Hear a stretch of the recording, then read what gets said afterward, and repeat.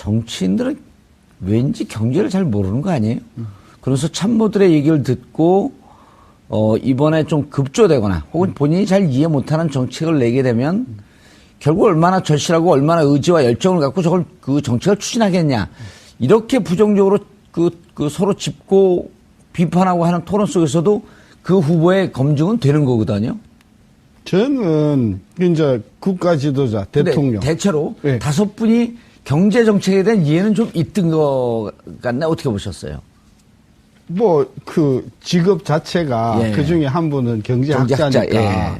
그런 부분에 있어서는 유리할지 모르겠으나 저는 대통령에게 국가가 요구하는 것은 뭐 경제학 박사나 교수 수준의 전문성이 아니라고 그렇죠. 봐요. 예. 전문가들은 뭐 많이 있으니까요. 그러죠. 예. 그러니까 저는 큰 그림을 보여줘야 된다.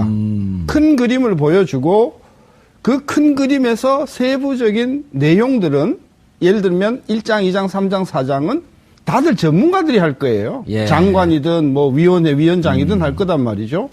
따라서 어떤 문제에 대해서 핵심을 꿰뚫고 있으면 되는데 그 내부적인 부분 또는 그 정책의 세밀함, 디테일한 부분은 저는 뭐 거기에 나온 경제 전문가도 예. 저는 다 모른다고 봅니다. 예를 들면은 4번 같은 경우에는 경제학 박사인데 예. 그럼 그분이 경제학 분야가 뭐 한두 개인가요? 예. 수백 가지가 있는데 복지도 있고 뭐 조세도 있고 국제금융도 있단 말이에요. 예. 그래서 경제 전문가라고 하더라도 경제 문제를 적어도 대통령 수준에서 경제 정책을 입안하고 실행하는 데 있어서는 그런 아주 마이크로한 전문성을 요구하는 것은 아닌데 우리는 그냥 수십 개의 칼을 예. 가지고 대통령 후보들을 그렇게 접근하는 것 자체가 저는 우리가 좀 잘못됐다고 보고. 심지어는 통계도 제대로 못하면 그 통계도 모르면서 뭘 그러죠. 하냐. 저는 그런 게 아니고 그런 게 아니고 대통령으로서는 여러 개의 지금 국정 과제 중에서 뭐가 제일 시급한가.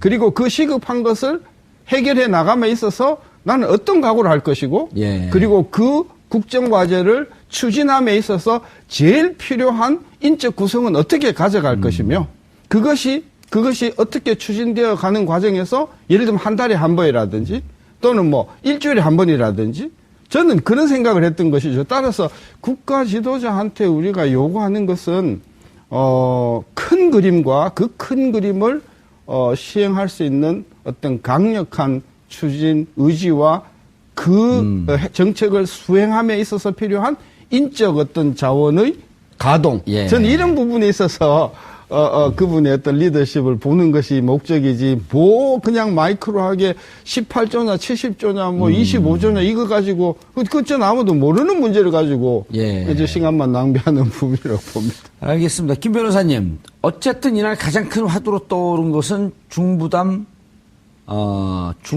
중복지란 표현이었어요. 네. 사실 이런 표현도 우리 청취자분들, 시청자분들은 잘 모르는 표현인데 이 주장을 유승민 의원이 했죠. 중부담 중복지.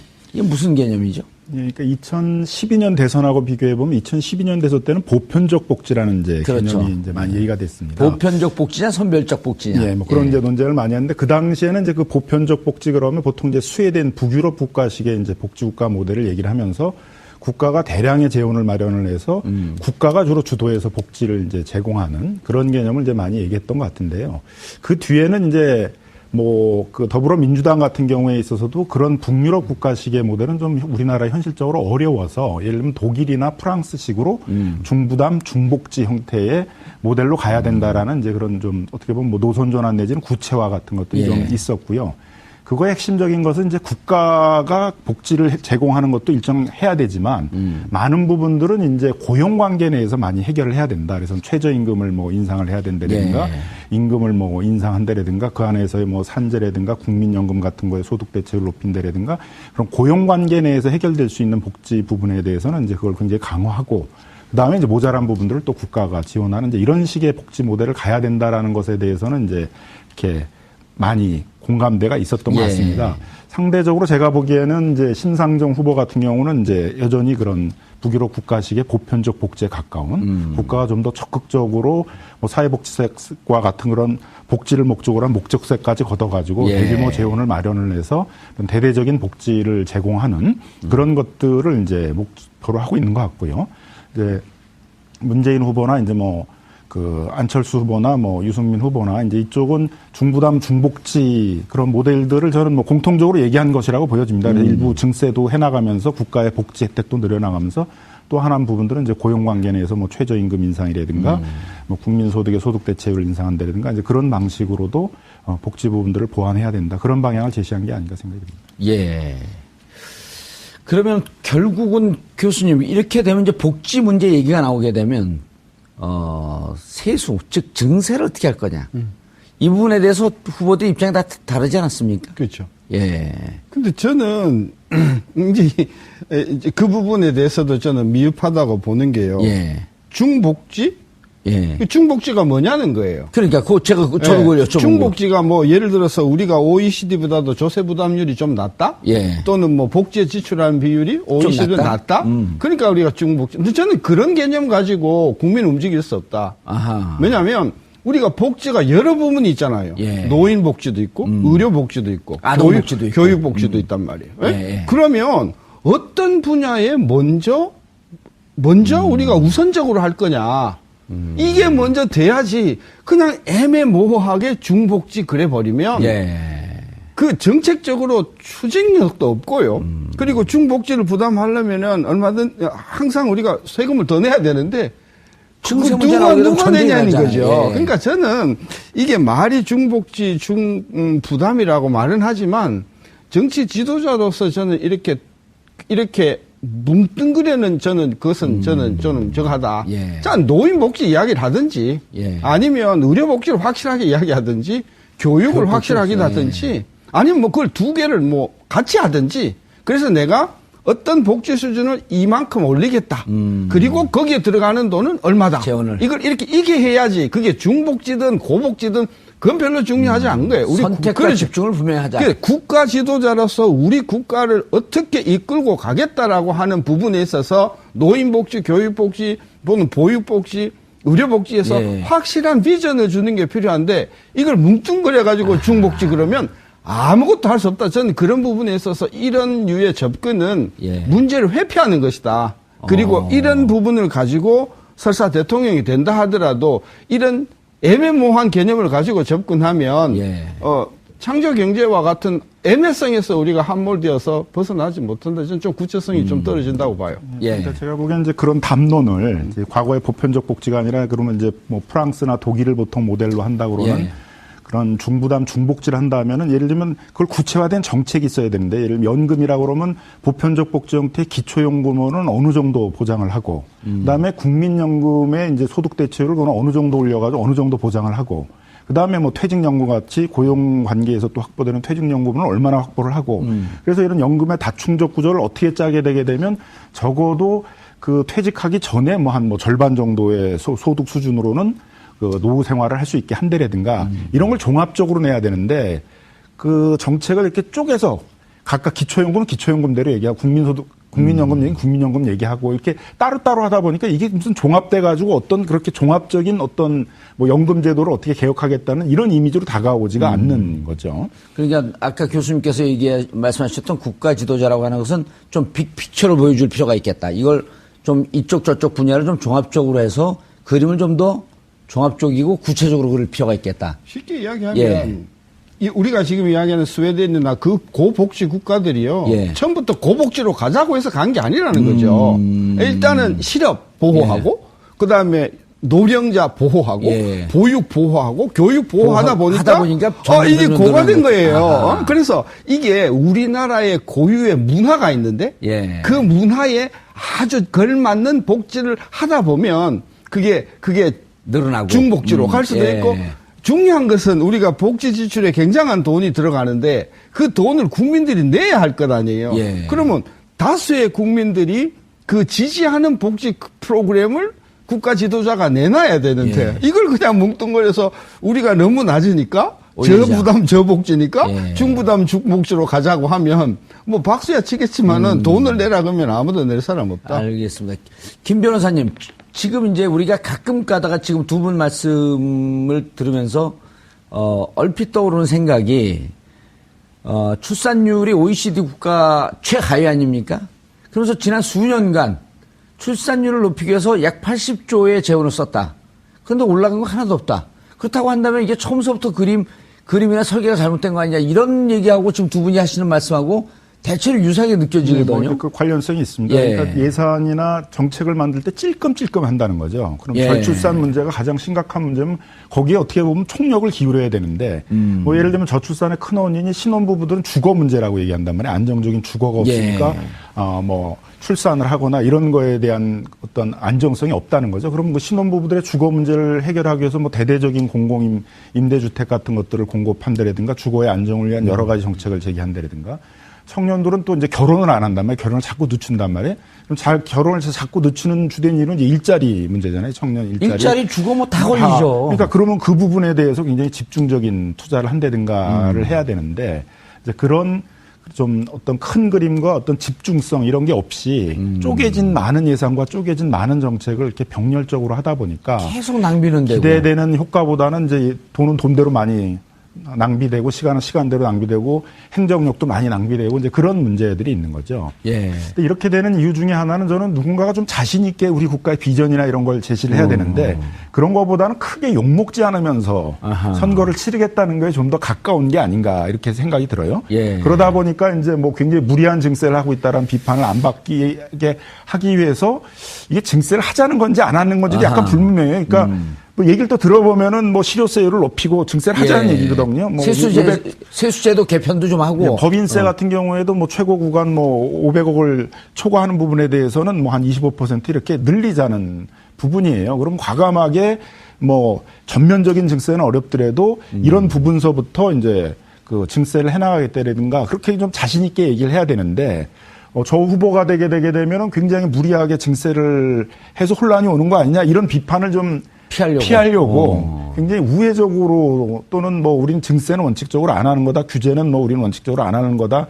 이렇게 자꾸 이제 방어적인 담론이나 정책을 하다 보니까 예. 좀 정책이 선명하지 못하게 되는 측면이 있는 것 같습니다. 알겠습니다. 하 기자님. 예. 자, 이제 문제는 지금 각 후보들이 주장하는 게 적폐청산이냐, 예. 협치냐, 연정이냐, 이건 정치공학적인 얘기란 말이에요. 네. 그렇다고 한다면 이 경제적인 문제에 대한 해법은 결국 국회의 협조를 받지 않고는 풀어나가기 좀 힘이 드는데 예. 행정부 단독으로 할 수 없는 거 아닙니까? 예를 들어 예산 문제도 그렇고 늘 국회의 동의와 협조 이런 게 필요한데 야당이 이걸 딱 안 해주겠다고 발목을 잡고 있으면 예. 정말 5년 동안 아무것도 못하는 거 아닙니까? 실제로 불가피하게 협치가 돼야 될 수밖에 없는 측면 아닌가요? 경제 측면은? 그렇죠. 경제 분야를 가장 우선해서 말씀하실 수도 예. 있고요.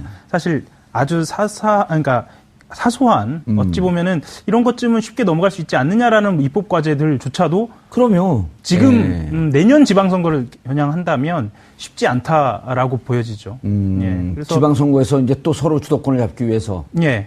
뭐 그렇게 생각해 본다면 현재의 그 누가 잡느냐와 무관하게 예. 내년 지방선거를 겨냥하는 순수하게 정치공학적인 측면에서 봤을 때는 협조하지 않고 지금 창출된 정권을 흔들어서 그 반사이익을 보겠다라고 생각할 수가 있는 거죠. 그렇게 보자면 지금 5월 9일 이후에 창출되는 정부로서는 가장 먼저 의회, 국회와 어떻게 관계를 설정할지를 좀 고민을 해야 하는 것이죠. 예. 예. 교수님, 그렇다고 본다면 결국 이제 지금 가장 유력한 1, 2위 후보를 좀 이제 좀 집중적으로 좀 봐야 될 필요가 있는데요. 지금 정책도 문제지만 결국은 야당의 협조를 어떻게 받고 그다음에 경제팀의 인적 그 풀을 어떻게 꾸릴 것인가 이것도 더 중요한 문제 아닌가요? 그렇죠. 그러니까 예. 지난 박근혜 정부 5년 동안 5년은 아니지만 4년 동안 4년도 아니지만 사실 10월까지 예. 하면 계속해서 이제 그 행정부에서는 국회가 발목을 잡고 잡았다. 예. 또 거기에 또 유승민 의원 같은 경우에는 노동법인가요? 그 개정 문제로 또 뭐 헌법을 이야기하면서 그 등등으로 뻔하단 말이에요. 예. 대통령의 어떤 그런 조치를 적어도 입법 과정에서 국회가 상당히 발목을 잡을 가능성이 굉장히 큰 상황에서 이번 처음 당선이 되고 적어도 경제 정책에 관해서는 예. 이 사람에 대해서는 또는 이 팀에 대해서는 아무도 딴지를 걸 수가 없다는 그런 어떤 공통분모적인 분들을 가지고 꾸리는 게 저는 굉장히 필요하다고 생각이 되고요. 그런 팀이 구성이 되었을 때 처음 내놓는 몇 가지 정책들이 국회에서 굉장히 논란의 여지가 있는 부분을 내놓으면 안 되죠. 예를 들면 법인세 같은 걸 내놓으면요. 쫙 갈라집니다. 소득세 더 말할 것도 없고요. 따라서 증세 문제를 가지고 초기서부터 선명성을 내걸고 만약에 정부가 밀고 나가게 되면 저는 5년 내내 발목 잡히는 일을 반복할 것이다. 따라서 앞으로 한 반년 남은 2017년도에 정부의 가장 중요한 정책 아젠다는 모두가 다 동의할 수 있고 모두가 발목을 잡을 명분이 없는 그런 부분. 예를 들면요. 공정거래 부분의 개혁이랄까? 아하. 또 그다음에 재벌 개혁에 관련돼서 공통분모가 구성이 되는 부분이라고 할까? 예. 그런 부분이 있거든요. 재벌도 또 대립되지 않을까요? 그죠. 그렇다고 하면 이제 재벌 중에서도 여러 가지 이제 세부 아젠다들이 있지 않습니까? 예를 들면 순환 출자 문제라든지 집중 또 상법 문제라든지 예. 이게 관련된 문제가 있으니까 일단은 새로 대통령이 되신 분이 이런 부분에 있어서 상당 부분 지금 컨센서스가 적어도 민의에서는 형성이 되고 있으니 예. 그러면 반대당 대표를 불러서 청와대에서 재벌 개혁 먼저 하자. 이 부분에 있어서 줘라 아젠다를.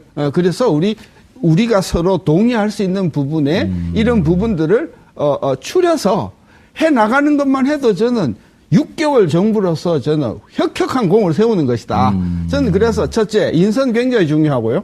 그리고 동의할 수 있는 최저 수준의 그러니까 공통분모를 만들어낸다. 좌도 아니고 우도 아니고 그러면서도 좌성도 있으면서 우성도 있는 사람들을 잘 구성을 해서 이분들이 지금 우리가 국민들이 지금 필요하고 있는 공정한 부분 내지는 어떤 개혁 부분에 있어서 드라이브를 걸고 그 드라이브를 추동력으로 해서 내년 내후년에는 획기적인 경제 부분과 또는 저는 일자리 부분의 어떤 동력을 저는 그런 어떤 우선순위 prioritization 요게 지금 현 정부가 제일 굉장히 두 가지 중요한 꼭지라고 봐요. 김 변호사님, 지금 이제 말씀을 들으면서 두 분 말씀은 상당히 지금 이제 어느 정도 이제 공감대가 이루어지는 부분이 있는 것 같은데 제 생각에는, 돌발적으로 드는 생각은 경제는 좀 낮은 차원에서의 합의를 만들어 나가는, 그러니까 대립을 통해서 내 정체성이 분명한 정부다라고 하는 모습을 그냥 이거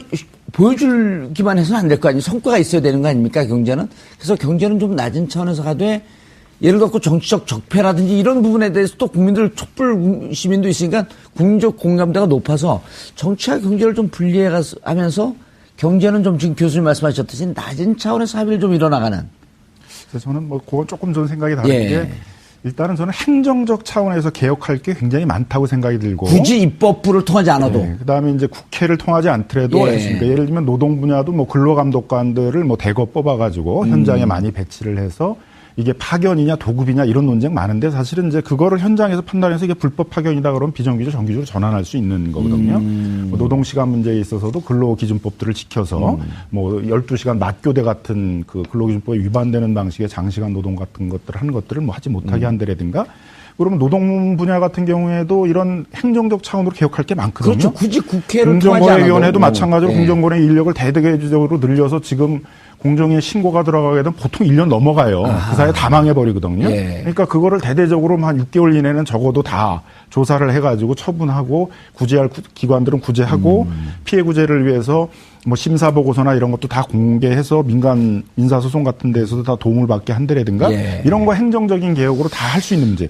중소기업, 중소상인 보호 이런 것들 다 행정 차원으로 할 수 있는 것들이거든요. 그래서 이런 부분에 대해서는 좀 더 과감하게 해야 된다. 촛불 민심이라는 게 꼭 박근혜 정부의 그런 정치적 적폐들을 척결하자는 문제만이 아니라 굉장히 경제적으로도 상황이 어려워지면서 그런 서민과 중산층들이 더 이상의 이런 식의 경제 체제에서는 어렵다라는 분노가 발생된 측면도 삶의 있기 분노가 때문에 있었던 거죠. 그러니까 예. 그런 중소상공인들 비정규직 문제 이런 부분에 있어서는 굉장히 전 적극적인 개혁이 있어야 된다고 생각이 듭니다. 그래서 행정적 차원으로 할 수 있는 건 하고 그다음에 이제 뭐 교수님 말씀하신 것처럼 이번 대선 토론을 유심히 보면 적어도 네 당은 상당히 공통점이 다 있어요. 그 뭐 홍준표 후보는 좀 다르지만 예. 다른 네 당은 어쨌든 근데 경제적인 홍준표 개혁을 후보의 당이 또 한 100표 정도, 100석 정도 갖고 있으니까 크게 고통스러운 거 아니에요? 있는데 네 개 정당이 또 합의를 하게 되면 또 국민적인 공감대를 모아서 개혁할 수 있는 게 있어요.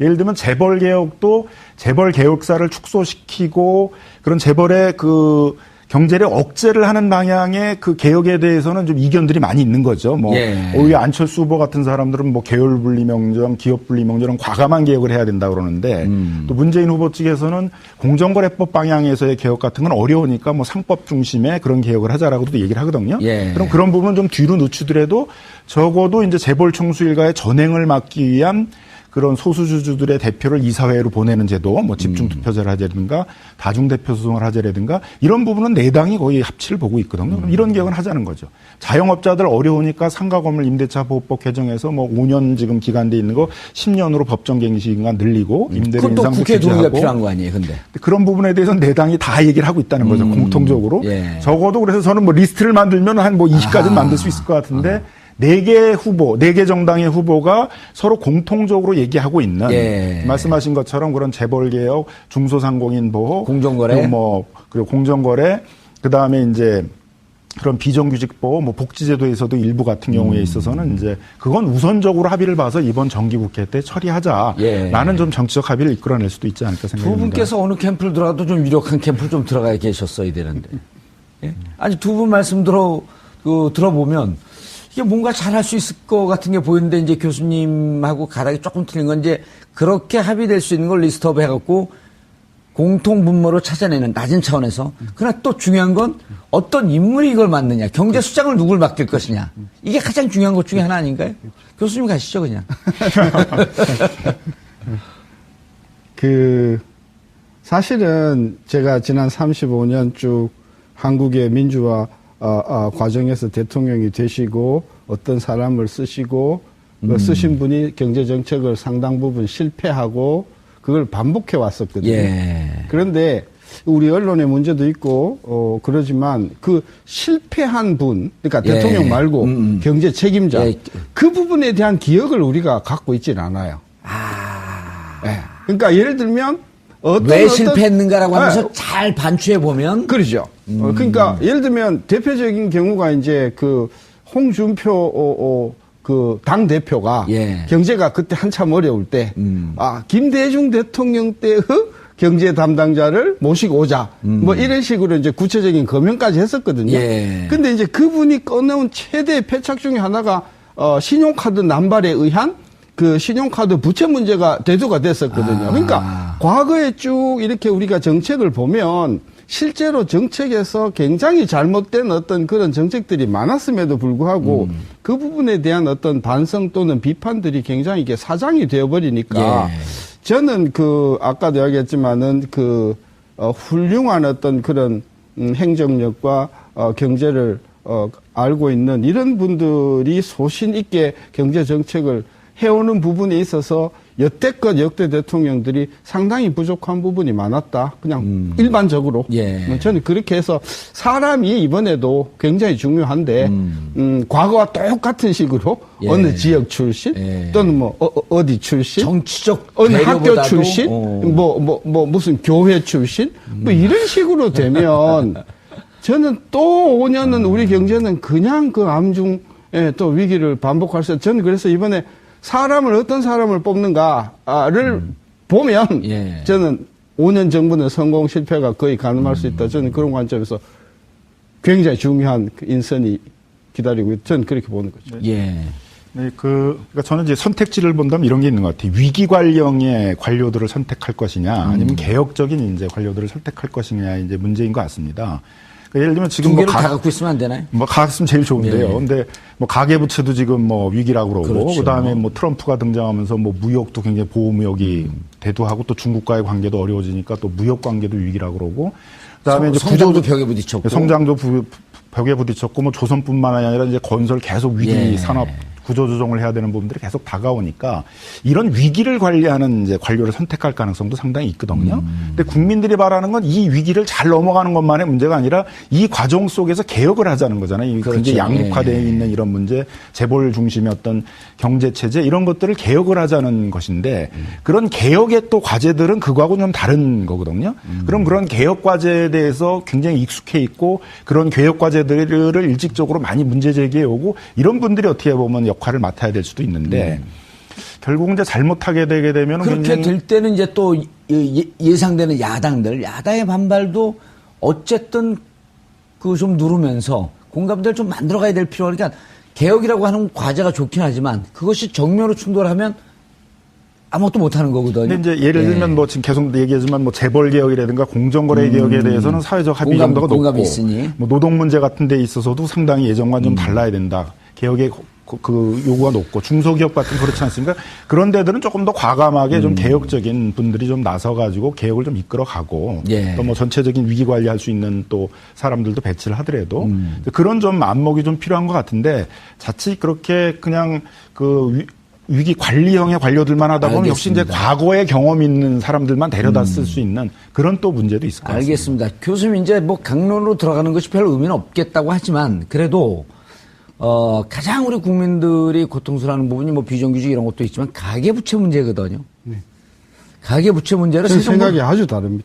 아, 그런가요? 그렇습니다. 예. 말씀해 주시죠. 아까 우리 가계부채가 뭐 지금 계속해서 지금 가계부채 문제가 나온 게 한 10년 됐어요. 예. 계속해서 지금. 폭발한다면서 아직 폭발 안 하고 있어요. 그러니까 예. 저는 가계부채가 뭐 1,400조라고 그러는데, 우리가 가지고 있는 금융자산의 규모가 2,000조가 넘거든요.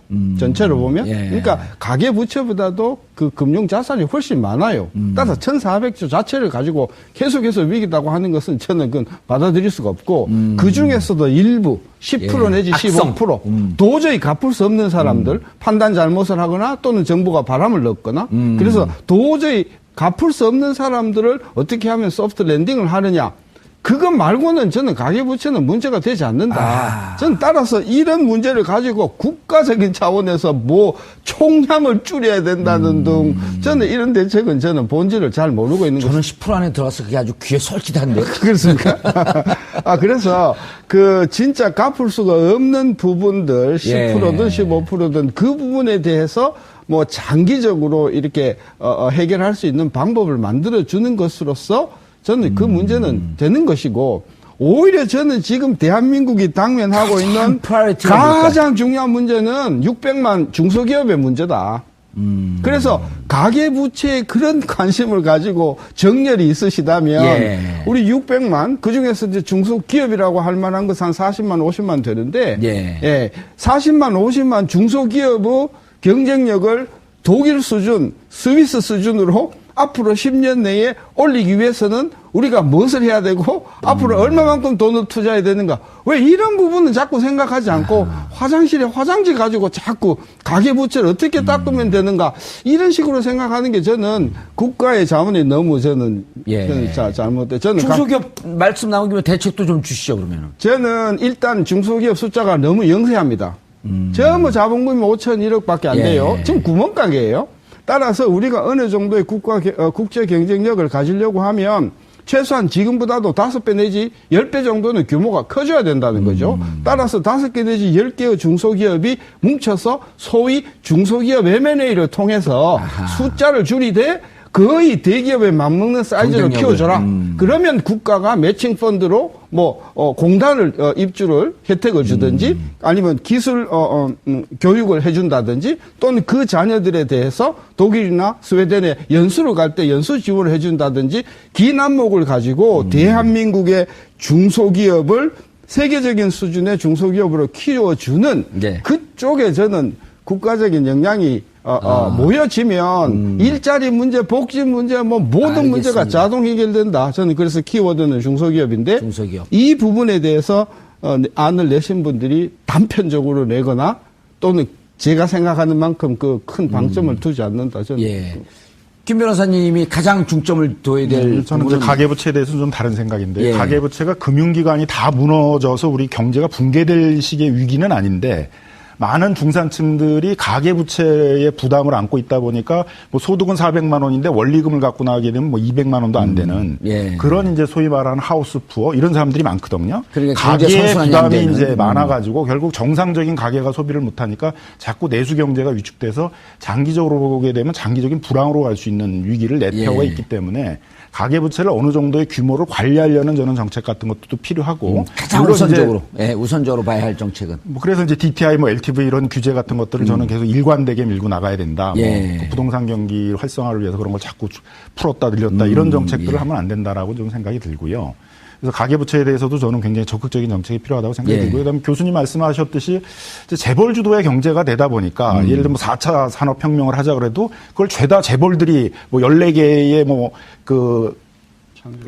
기업 14개의 그 분야로 나눠가지고 재벌들이 그걸 나눠 갖기로 개발을 하자라든가 맨 이런 식의 구상을 하고 있거든요. 그게 규제 프리존 특별법이라는 것들인데 그런 분야에 대해서도 중견기업을 진출시키고 중소기업이 예를 중소기업들의 컨소시엄을 만들어서 진출시키고 그러네요. 거기다 집중적으로 지원을 해서 적어도 신산업 분야의 일부 부분이라든가 과거의 중소기업이나 자영업자들이 영위해왔던 그런 중소상공인 적합업 쪽 분야에 있어서는 중소기업과 자영업자들의 경쟁과 협업을 통해서 그 산업을 육성해 나가겠다는 이런 비전이 있어야 되는데 예. 이런 게 없이 자꾸 모든 것들을 재벌의 투자에 의존하는 알겠습니다. 그런 경제 패러다임을 가지면 저는 우리 문제가 해결되기 어렵다고 생각합니다. 알겠습니다. 경제 공약 디테일하게 아주 미시하게 들어가기보다도 전체 틀에서 후보들이 어떻게 경제를 이해하고 있는지 그리고 향후 경제의 활로를 모색하기 위해서는 어떤 관점에서 봐야 하는지를 두 분 전문가들께서 짚어주셨습니다. 앞으로 일주일 정도 남아 있습니다. 어느 후보가 정말 국가의 미래를 위해서 어떤 경제 정책을 갖고 있는지 유권자분들께서 시청자분들께서 조금 더 신중하게 들여다봐줬으면 하는 바람입니다. 정봉주의 품격 시대에서는 여러분들의 소중한 견해를 역시 받습니다. 정치인들은 왠지 경제를 잘 모르는 거 아니에요? 그래서 참모들의 얘기를 듣고 이번에 좀 급조되거나 혹은 본인이 잘 이해 못하는 정책을 내게 되면 결국 얼마나 절실하고 얼마나 의지와 열정을 갖고 저걸 그 정책을 추진하겠냐 이렇게 부정적으로 그 서로 짚고 비판하고 하는 토론 속에서도 그 후보의 검증은 되는 거거든요. 저는 이제 국가 지도자, 대통령. 대체로 네. 5분이 경제 정책에 대한 이해는 좀 있던 것 같나 어떻게 보셨어요? 뭐 그 직업 자체가 예. 그 중에 한 분은 경제학자니까 경제학자, 예. 그런 부분에 있어서는 유리할지 모르겠으나 저는 대통령에게 국가가 요구하는 것은 뭐 경제학 박사나 교수 수준의 전문성이 아니라고 그렇죠. 봐요. 예. 전문가들은 뭐 많이 있으니까요. 그러죠. 예. 그러니까 저는 큰 그림을 보여줘야 된다. 큰 그림을 보여주고 그 큰 그림에서 세부적인 내용들은 예를 들면 1장, 2장, 3장, 4장은 다들 전문가들이 할 거예요. 예. 장관이든 뭐 위원회 위원장이든 할 거단 말이죠. 따라서 어떤 문제에 대해서 핵심을 꿰뚫고 있으면 되는데 그 내부적인 부분 또는 그 정책의 세밀함, 디테일한 부분. 디테일한 부분은 저는 뭐 거기에 나온 경제 전문가도 예. 저는 다 모른다고 봅니다. 예를 들면은 4번 같은 경우에는 경제학 박사인데 예. 그럼 그분이 경제학 분야가 뭐 한두 개인가요? 예. 수백 가지가 있는데 복지도 있고 뭐 조세도 있고 국제금융도 있단 말이에요. 예. 그래서 경제 전문가라고 하더라도 경제 문제를 적어도 대통령 수준에서 경제 정책을 입안하고 실행하는 데 있어서는 그런 아주 마이크로한 전문성을 요구하는 것은 아닌데 우리는 그냥 수십 개의 전문성. 칼을 예. 가지고 대통령 후보들을 그렇게 접근하는 것 자체가 저는 우리가 좀 잘못됐다고 보고 심지어는 통계도 제대로 못하면 그 통계도 모르면서 뭘 그러죠. 하냐. 저는 그런 게 아니고 그런 게 아니고 대통령으로서는 여러 개의 지금 국정 과제 중에서 뭐가 제일 시급한가?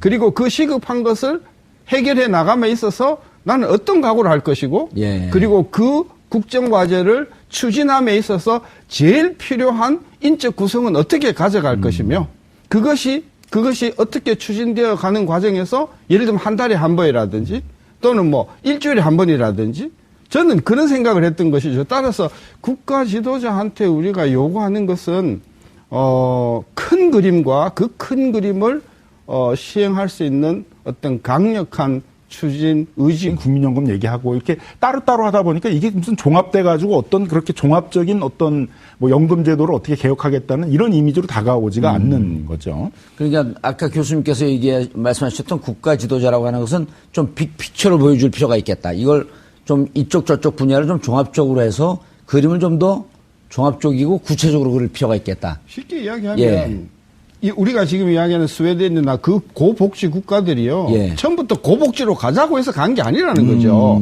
일단은 실업 보호하고 그다음에 노령자 보호하고 보육 보호하고 교육 보호하다 보니까 이게 고가 된 거예요. 그래서 이게 우리나라의 고유의 문화가 있는데 그 문화에 아주 걸맞는 복지를 하다 보면 그게 늘어나고 중복지로 갈 수도 있고 중요한 것은 우리가 복지 지출에 굉장한 돈이 들어가는데 그 돈을 국민들이 내야 할 것 아니에요. 그러면 다수의 국민들이 그 지지하는 복지 프로그램을 국가 지도자가 내놔야 되는데 이걸 그냥 뭉뚱거려서 우리가 너무 낮으니까 저부담 저복지니까 중부담 중복지로 가자고 하면 뭐 박수야 치겠지만은 돈을 내라 그러면 아무도 낼 사람 없다. 알겠습니다.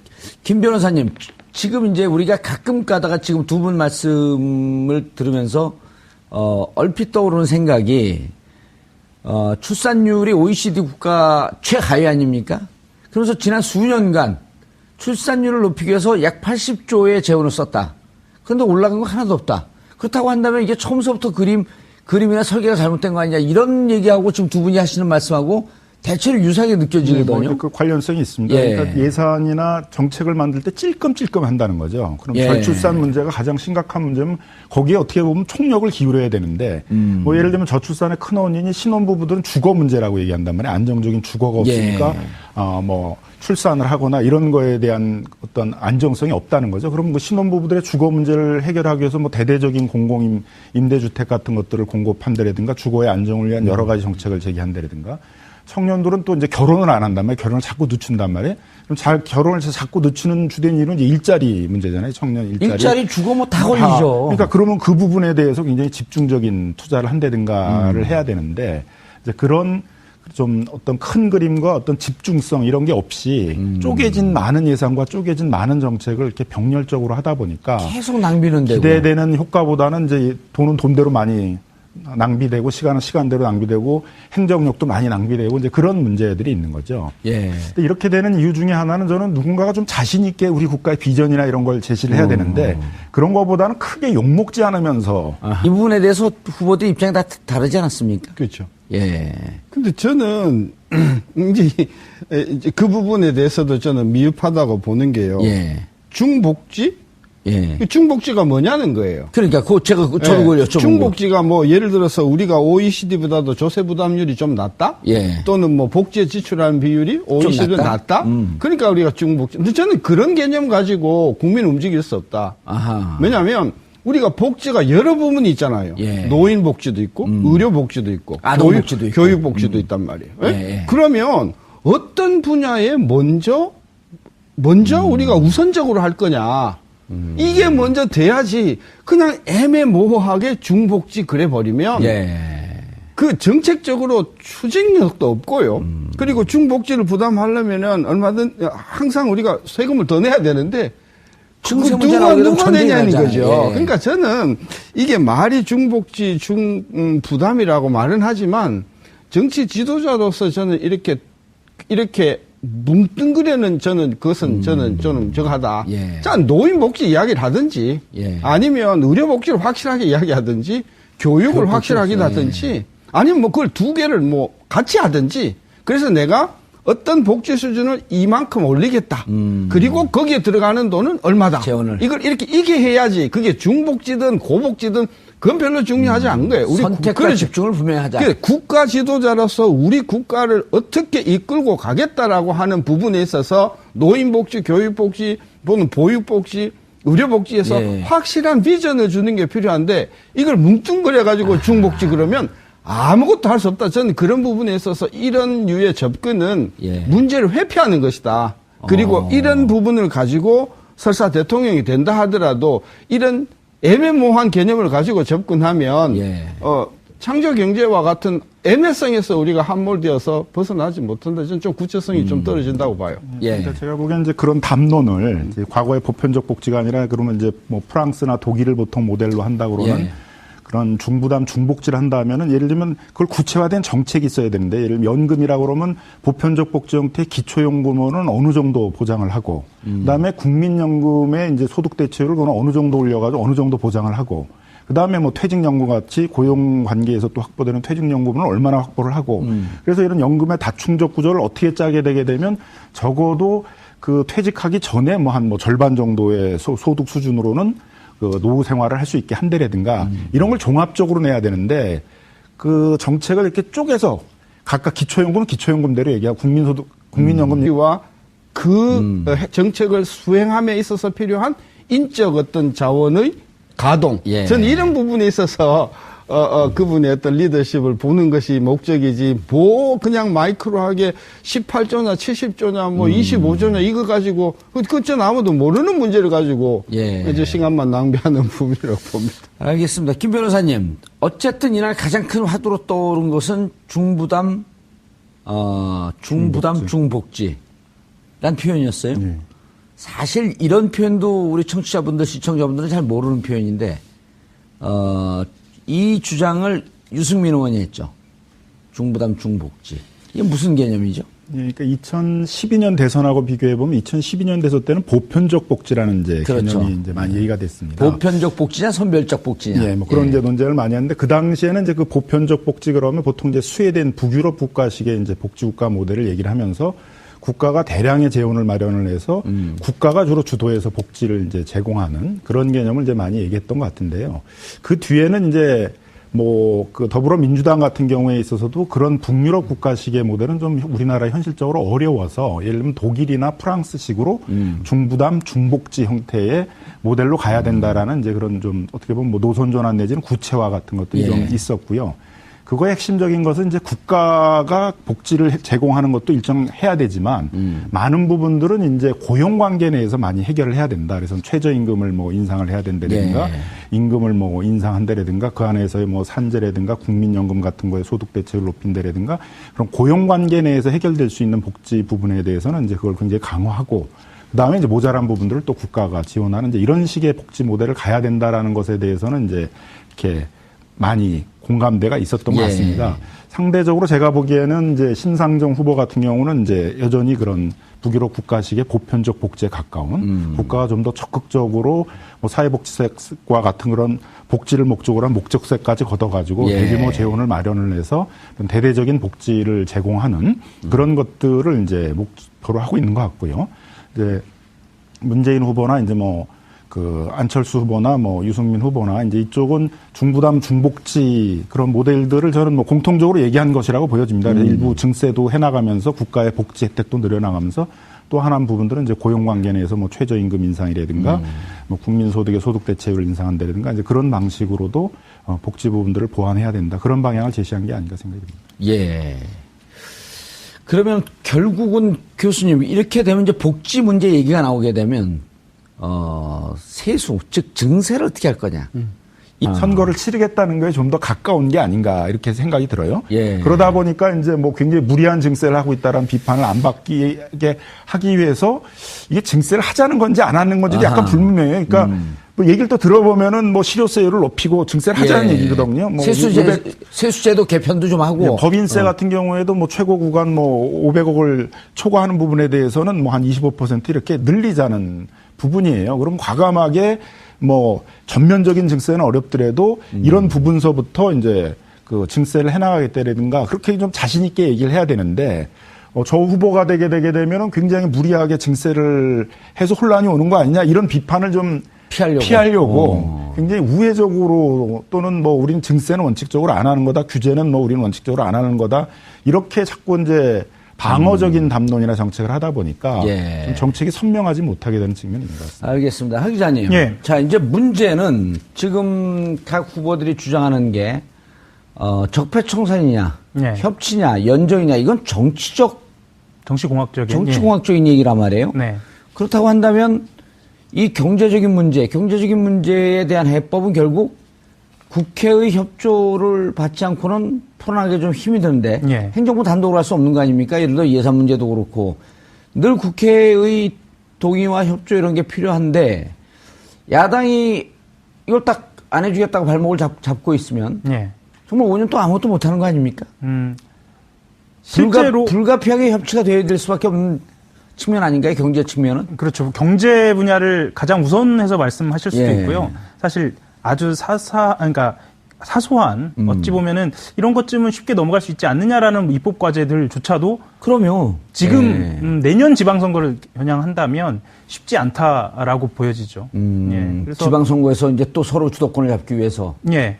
뭐 그렇게 생각해 본다면 현재의 그 누가 잡느냐와 무관하게 예. 내년 지방선거를 겨냥하는 순수하게 정치공학적인 측면에서 봤을 때는 협조하지 않고 지금 창출된 정권을 흔들어서 그 반사이익을 보겠다라고 생각할 수가 있는 거죠. 그렇게 보자면 지금 5월 9일 이후에 창출되는 정부로서는 가장 먼저 의회, 국회와 어떻게 관계를 설정할지를 좀 고민을 해야 하는 것이죠. 예. 예. 교수님, 그렇다고 본다면 결국 이제 지금 가장 유력한 1, 2위 후보를 좀 이제 좀 집중적으로 좀 봐야 될 필요가 있는데요. 지금 정책도 문제지만 결국은 야당의 협조를 어떻게